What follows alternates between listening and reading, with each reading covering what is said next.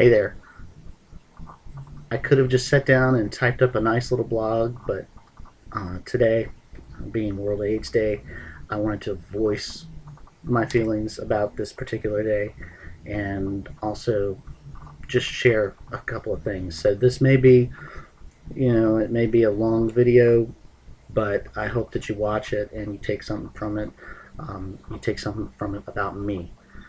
As you know, December 1st is World AIDS Day. This is the time we take and remember those we have lost to HIV/AIDS, and also to take into consideration those who are now fighting that battle and the help that they need, whether it be mental, financial, or just being there for them. I'll be looking down a little bit through this because I wrote down a bunch of notes and I want to make sure that I kind of stay on track. I've already dragged this out for over a minute, but excuse me. We know it was not long ago that being diagnosed with HIV or in AIDS was like a death sentence. That is no longer the case thanks to research by people from all countries around the world. It's not a death sentence anymore.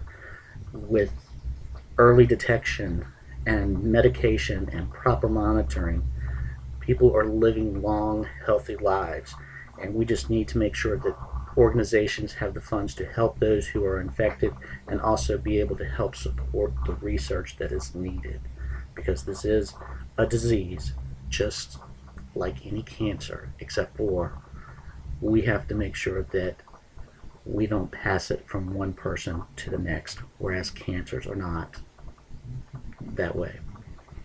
Last year, I, along with my husband and many friends, were very fortunate to be part of an event called RVA Remembers here in Richmond. It took place on Browns Island in downtown Richmond, Virginia, on a weekday. Over 400 people showed up with red umbrellas, and at noon, everybody simultaneously opened those umbrellas and stood there in silence for 9 minutes, which 9 minutes is the amount of time it takes before another person is infected with HIV. And we stood there to remember those, again, that we have lost and those who are living with the disease. It was an amazing event, and the picture is up and you see how it looked. We've made it red umbrellas into a huge age ribbon. So something I was very proud to be a part of, and so were the people around me and everybody down there, to take time out of their work day to actually come and do something like this. Now, I've been on the development committee for the Fan Free Clinic here in Richmond for almost 2 years now, and I could sit here and tell you all the good work that they do and all the good people that are there that do this work, the volunteers and everybody. But what I would like you to do after watching my blog post, or if you're seeing this on Facebook, after, go over to my blog, click on the link, get on my blog, it's on the right hand side, go down to important organizations and click on the Fan Free Clinic and see what all they've actually done. They're one of the oldest free clinics in the country, the first in Virginia. So please take a moment to see what they do, and if you're in the Richmond area, see what you can do for them. It's just an amazing organization, and I'm proud to be part of it. Now, in college, I majored in media studies, and if you read my blog on a regular basis, you've seen some of the stories, TV stuff I did back in the day. And so, yes, recently I had some of the old college videotapes that I did and stories I did transferred over to a digital format so that I could put them on the internet. And as a reporter at Radford University for NRV News, one of the first stories I did was a two-part series on AIDS. This was 1994. We didn't know as much as we know now. We were still in the learning phase. It was still a stigma. And for my professors and fellow students to work with me on this story, and really it was something that he didn't really try to talk about too much, was a great thing. So right now what I want to do is just show you the two stories that I did. Just be aware that, remember, it was a small college, small TV station, not high tech. Was 1994, and my reporting. Remember, I was a new reporter. Something I hadn't ever done.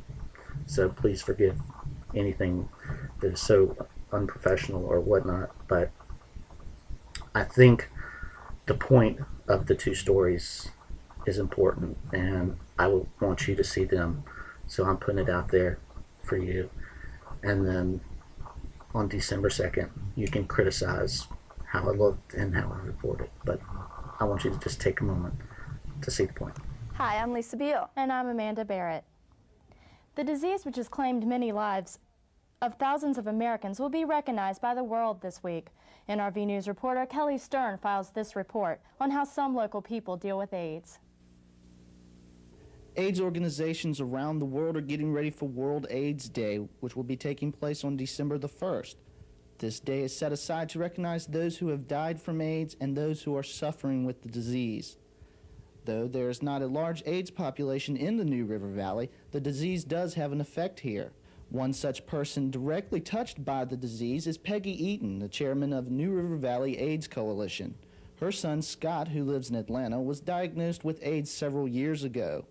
She is supporting her son in his fight against the disease and feels that those with the AIDS virus need to be shown some compassion. I would just like for everyone to stop for just a minute and think about the AIDS crisis, give their support in any way they can, be it call a friend.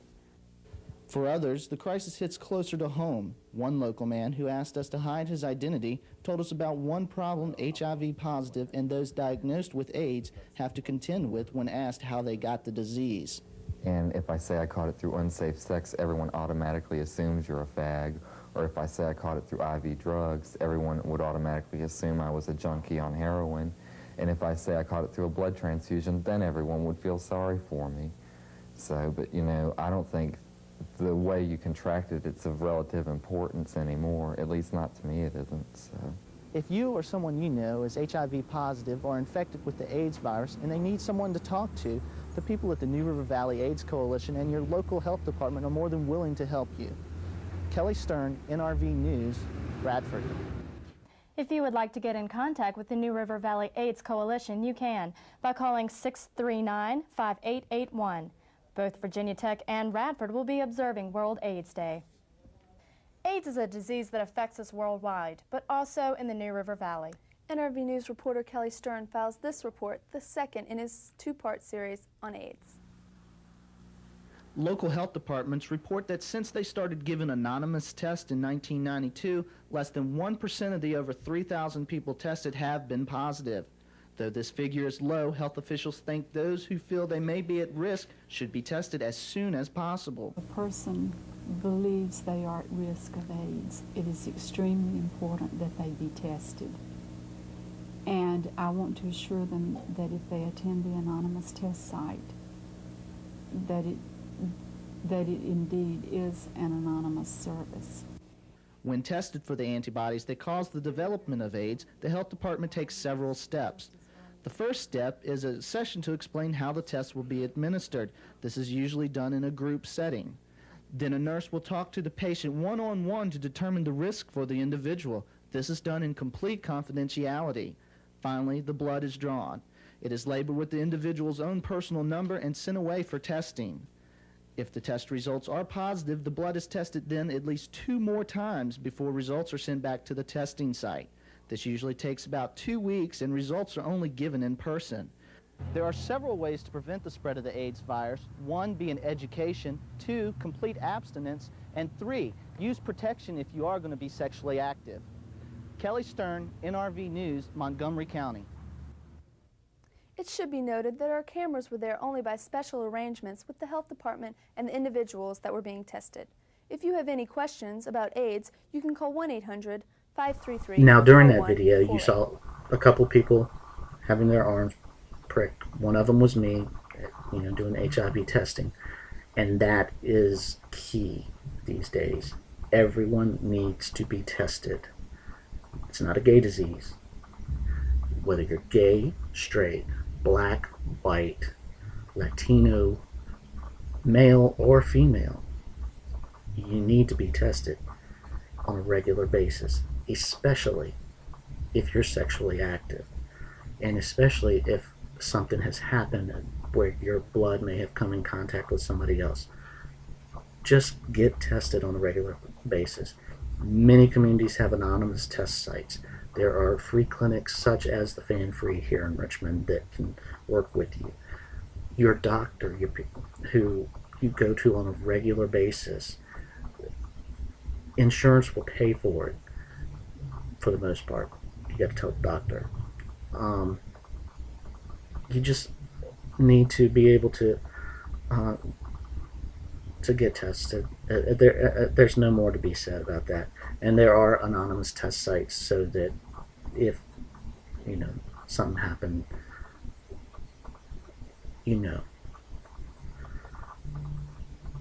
Nowadays, early detection is very important, because if you have these tests and you are HIV positive and you find out soon enough, then you can get on medications and a regimen and live not a normal life. Things are going to change, but you can live a long and prosperous life if you catch this early, so that you monitor it and make sure you're doing what you need and taking the medications that you need to keep going, because people are living a lot longer now with this disease. It is not the death sentence that it used to be. For instance, my dear friend Laird, who passed away a little over 2 years ago, lived nearly 30 years with this disease. Of course, he was a stubborn man, and he wasn't going anywhere anytime soon, but he kept on top of it and monitored it and lived a lot longer than anybody else at the time he contracted it would have ever thought. So, key is get tested. If you're infected early, monitor it, take care of it. Now what I'm asking, I guess, you to do is help those who need the help. You don't go to your local, if there's an organization or a clinic in your area, help them. If you have the money, great. If you don't, donate your time, volunteer your services for something. A couple of hours a week, a couple hours a month, a couple of hours a year. Every little bit helps. It's one of those things. I mean, if they have a food pantry, donate some food. If they have a clothing drive, donate some old clothes. Here in Richmond, the Fan Free Clinic, something as little as going to the grocery store, and when the clerk asks paper or plastic, and you say paper, those paper bags that they give you with the handles cost 30 to 40 cents a piece. And the Fan Free Clinic food pantry, that's what they have to hand out the food in, and they usually have to double bag it. So the money that they save by people donating their grocery bags to the clinic, 3 grocery bags can buy a can of soup or a can of tuna, and 10 grocery bags, you're talking several different things. So that is money that can be geared more to get more food for the people who need it by just donating a bag that you get when you go to the grocery store anyway. So think about things like that and contact your local clinic or social services, whoever is doing things for the community. And I'm going to wrap it up because you're probably tired of listening to me talk.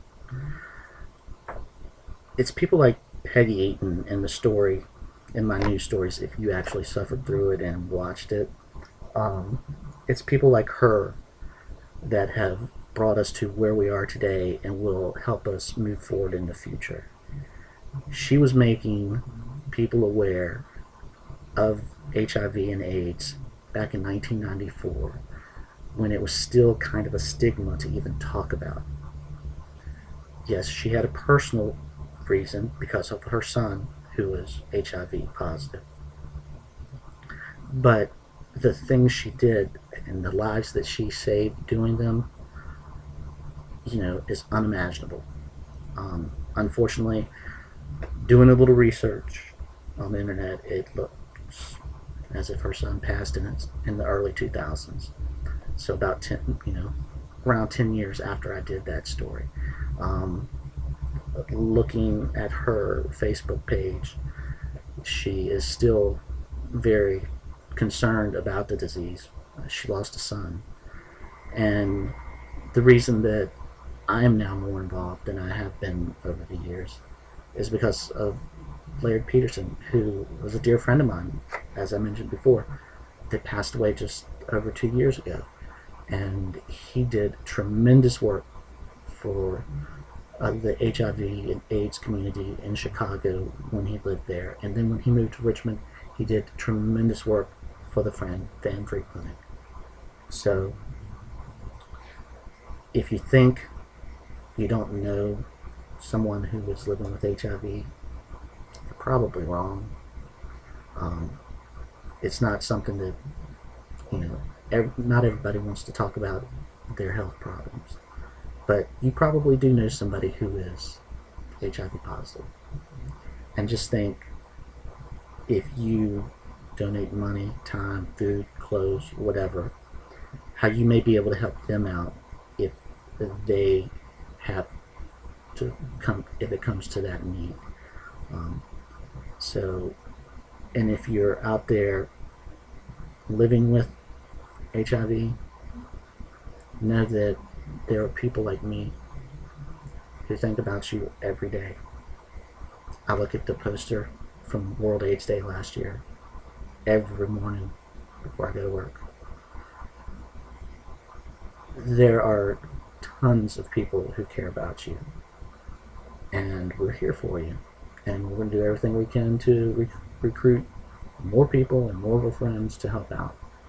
And that's why I did this video instead of just typing down a bunch of words. I want you to know how serious I was. And if everybody was able to make it through this video, I truly appreciate it.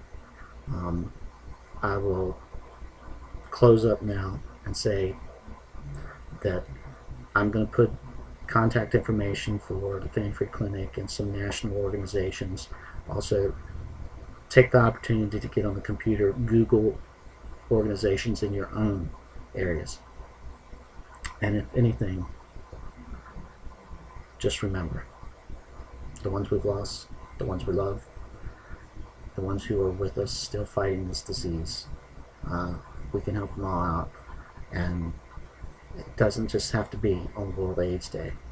It can be 365 days a year. So thank you for watching, and I appreciate anything you can do for anybody to help out.